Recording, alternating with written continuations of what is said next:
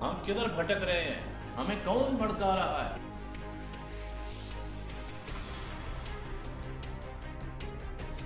ہم کریں گے کھل کے بات، سچائی اور دلیل کے ساتھ۔ اعظم سواتی صاحب کا استعفیٰ لیا گیا۔ سر ایک آزم سیکنڈ، میں بٹ صاحب آپ کی بات بالکل ٹھیک آپ کا اسٹیٹس کو ہے وہ سر ایک دم نہیں ٹوٹتا کہ ہے، 21 توپوں کی سلامی ہے پی ٹی آئی کو، ہاں۔ لیکن وہ مجبوری میں دیا گیا ہے۔ یا تو اسے ریولوشن توڑتا ہے یا reforms. People wanted some change, some new faces. ایک غریب کے گھر میں گھس کر ان کو مارا۔ PMLN کافی عرصے سے حکومت کر رہی تھی۔ جی ہاں، Why not Pakistan should be a very strong country in the Muslim world? ابھرتا ہوا پاکستان، نہ نیا نہ پرانا، بس صرف پاکستان۔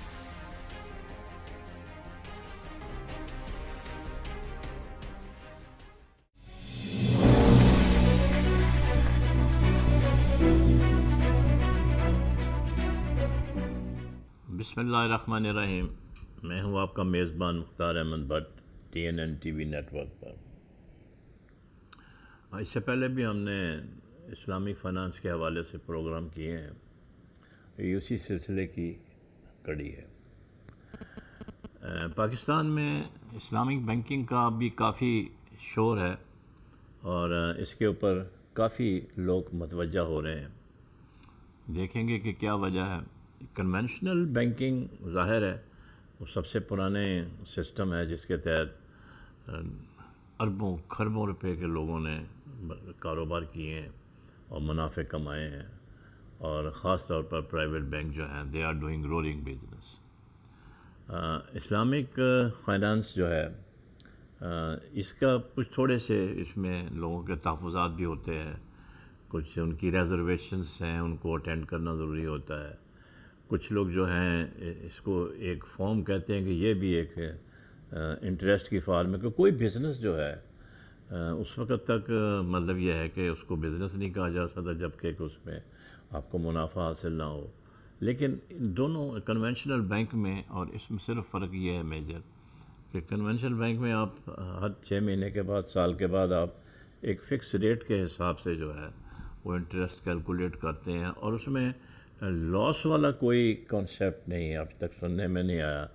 وہ بینک کرپٹ ہو جائیں تو ایک الگ بات ہے، لیکن ویسے جو کرنٹ اکاؤنٹ ہولڈر ہیں PLS میں جنہوں نے پیسے جمع کرایا ہوتا ہے ان کو یقیناً سال کے اینڈ میں کچھ نہ کچھ 3%، 4%، 5%، 6% کے حساب سے جو بھی بینک طے کریں وہ ان کو ملتا ہے۔ تو اس کو آپ بزنس نہیں کہہ سکتے کیونکہ یہ اس کے زمرے میں نہیں آتا، لیکن اس سے بزنس لوگ کرتے ہیں اور اپنے اس میں انکم میں اضافہ بھی کرتے ہیں۔ لیکن جو ہمارے اسلامی بینک ہیں جو گنتی میں میجر جو ہیں اس وقت تقریباً 5 بینک ہیں، اور باقی اسٹیٹ بینک نے ویسے جو کنونشنل بینکس ہیں ان کو بھی اجازت دے دی ہے، یہ بھی اسلامک بینکنگ جو ہے کر سکتے ہیں۔ تو تقریباً آہستہ آہستہ یہ دیکھنے میں آیا ہے کہ کچھ بینکوں نے اس کی طرف توجہ دینی شروع کی ہے اور انہوں نے بھی اسلامک بینکنگ کا سلسلہ شروع کیا اور سیپریٹ ڈیسک جو ہیں وہ بنائے ہیں۔ سوال یہ پیدا ہوتا ہے کہ ہماری تو اسلامک ریپبلک آف پاکستان ہے، ادھر تو ہر چیز اسلامی ہونی چاہیے، لیکن اگر ہم یہ کہیں کہ جی ہمارے بینک سارے اسلامی نہیں ہیں اور اسلام کے اصولوں پہ نہیں چل رہے، تو دیکھا جائے تو پھر یہاں پہ تو اور بھی بے شمار ایسی چیزیں ہیں جو اسلام کے حوالے سے نہیں چل رہی، although we call it Islamic Republic of Pakistan. تو یہ اس کے اوپر بھی ہم بات کریں گے۔ بنیادی مقصد اس کا اسلامی بینکنگ کا تھا کہ لوگوں کو مزید انوالو کیا جائے، اور جو لوگ پیورلی اسلامک لاز میں بلیو کرتے ہیں، یعنی کہ مثال کے طور پر وہ انٹرسٹ بالکل نہیں لینا چاہتے۔ ایک زمانہ تھا کہ ہم نے دیکھا ہے کہ لوگ لکھ کے دے دیتے تھے بینکس کو کہ مجھے انٹرسٹ نہیں چاہیے، پھر ان کو انٹرسٹ نہیں دیا جاتا تھا، نہیں لیتے تھے۔ لیکن وہ اب چونکہ بینک اب علیحدہ کھل گئے ہیں، اس لیے وہ جو معاملات ہیں، وہ جو اکاؤنٹ ہولڈرز ہیں وہ تھوڑا ادھر ڈائیورٹ ہو گئے ہیں۔ ویسے تو اسلامک بینکنگ ابتدا جو ہے وہ 1979 سے شروع ہوئی ہے، لیکن پاکستان میں یہ 2001-2002 کے بعد اس نے زور پکڑا ہے اور ماشاءاللہ Islamic banks are doing good business. اس کے اوپر ہم تھوڑا تفصیل سے روشنی ڈالیں گے. یہ بنیادی طور پر ان کو نئے بینکوں کو اسلامی بینک بنانے کا مقصد ایک یہ بھی تھا کہ غربت دور کی جائے, لوگوں کو بزنس میں انوالو کیا جائے. تو اس میں کہاں تک کامیابی ہوئی ہے اس کے اوپر بھی ہم بات کریں گے, دیکھیں گے. اور پھر ہم نے دیکھا ہوگا کہ مختلف ٹرمنالوجی استعمال ہوتی ہیں.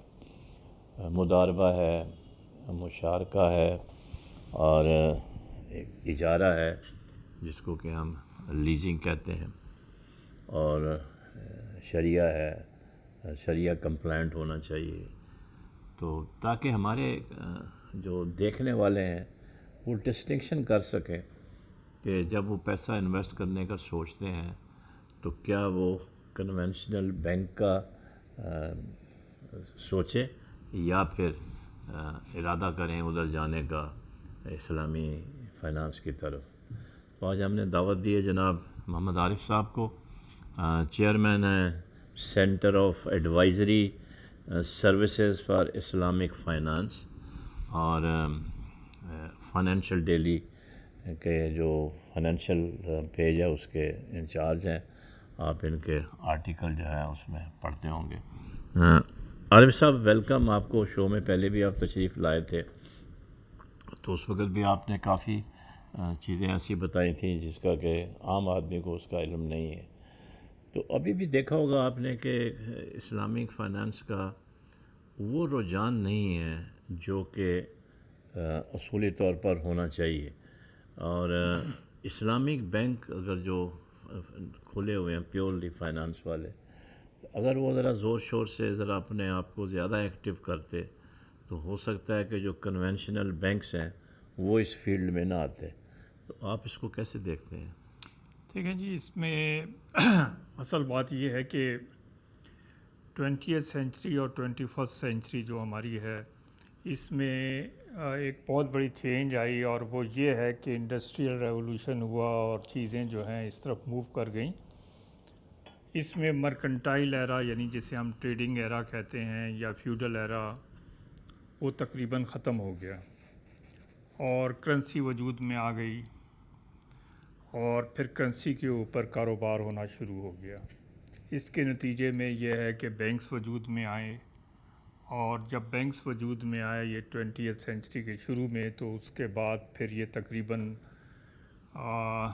20th سینچری کے اینڈ پر اور 21st سینچری کے آغاز میں اسلامک بینکنگ کا بھی آغاز ہوا. اور یہ سوچا گیا کہ اسلام کے جو طریقہ کار ہیں یا جو اس کا ایک معاشی نظام ہے اس کو ہم کیسے اس کے ساتھ ملائیں, کیسے الائن کریں. تو یہ سلسلہ 1979 سے شروع ہوا, لیکن اس میں جو ہمیں تیزی نظر آتی ہے وہ 2000 کے بعد اور پھر 2010 کے بعد وہ تیزی نظر آتی ہے.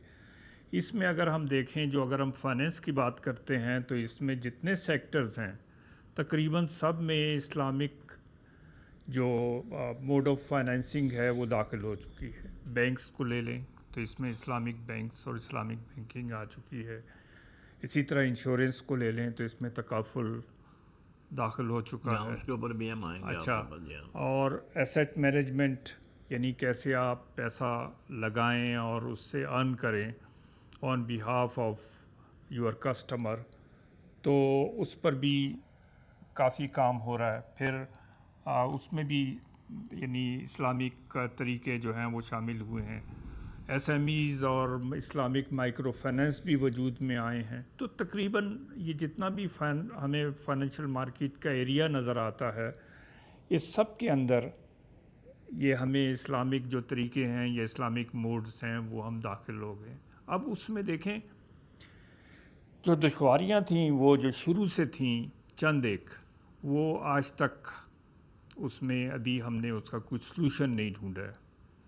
ایک تو یہ ہے کہ ہم سود کی ایک صحیح ڈیفینیشن یا ایک ایسی ڈیفینیشن جس پر تمام عالم اسلام متفق ہو وہ ہم آج تک نہیں دے سکے.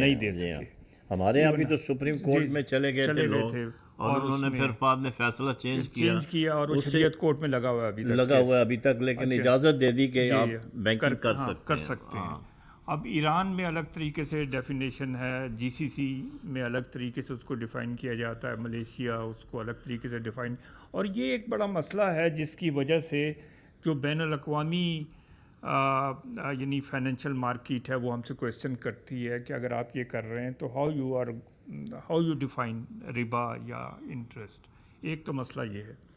دوسرا مسئلہ یہ ہے جس کا آج تک ہم سلوشن نہیں ڈھونڈ سکے, وہ یہ ہے کہ یہ جیسے ہی بینکنگ وجود میں آئی ٹائم ویلیو آف منی کا کنسیپٹ بھی وجود میں آیا. یعنی جیسے جیسے وقت گزرتا ہے آپ کا پیسہ جو ہے وہ اس کی ویلیو کم ہوتی چلی جاتی ہے, یعنی مہنگائی کے سامنے مہنگائی بڑھتی چلی جاتی ہے, پروڈکشن بڑھتی چلی جاتی ہے اور اس کے سامنے روپے یا اس کی ورتھ کم ہوتی چلی جاتی ہے. تو اگر کوئی آدمی انویسٹ کرتا ہے کہیں کسی بھی جگہ, چاہے کسی بینک میں کرے یا کسی اور ادارے میں کرے, تو اس کی یہ جائز ایک ریکوائرمنٹ ہوتی ہے کہ اس کو منافع ملنا چاہیے. بالکل ٹھیک ہے.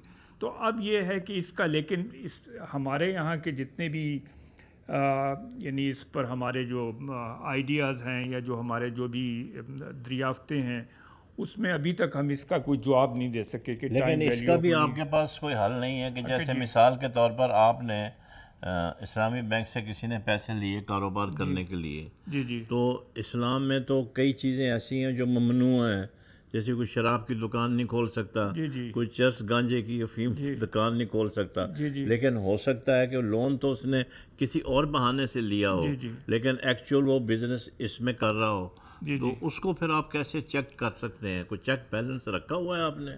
دیکھیں جی, اس کے لیے تو یہ ہے کہ جو آپ کے یہاں ایک اس کا جو شرعی ایک اس کا بورڈ ہوتا ہے کسی بھی بینک میں, جیسے ہمارے ملک میں اسٹیٹ بینک کے پاس بورڈ تو دفتر میں بیٹھا ہوا ہے, کاروبار کون کیا کر رہا ہے کسی کو کیا پتا ہے. لیکن دیکھیں انہوں نے تو ایک سسٹم دینا ہے اور ایک طریقہ کار وضع کرنا ہے کہ اس میں آپ جا سکتے ہیں اور اس میں نہیں جا سکتے. اسی طریقے سے اب یہ ہے کہ جیسے ہم حلال کی بات کرتے ہیں, اب قرآن میں تو سیدھا سیدھا ذکر ہے کہ جو چیز حرام ہے اس کو ہم حلال کہتے ہیں, لیکن اب وہ کیا ہے, اس میں ایسا ہے کہ خالی یہی نہیں ہے کہ کچھ اشیاء حرام ہیں, کچھ طریقہ کار بھی حرام ہیں. جیسے ہم خون ہمارے لیے حرام ہے, جیسے ہمارے لیے شراب یا اس قسم کی منشیات ہمارے لیے حرام ہے جی, یا کچھ ایسے کام کرنے ہم یعنی اس میں سینٹرز میں. لیکن اگر حرام ہے تو اوپن سیل کیوں ہے؟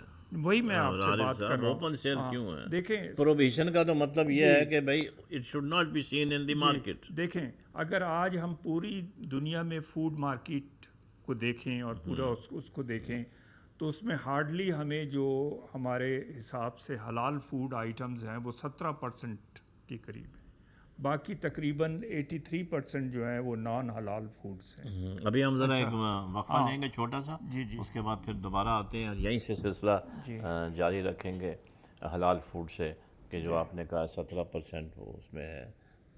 Let's have break.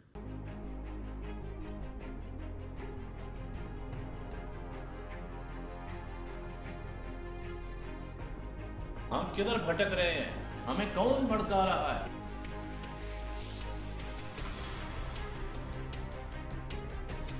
ہم کریں گے کھل کے بات سچائی اور دلیل کے ساتھ. اعظم سواتی صاحب استعفیٰ لیا گیا.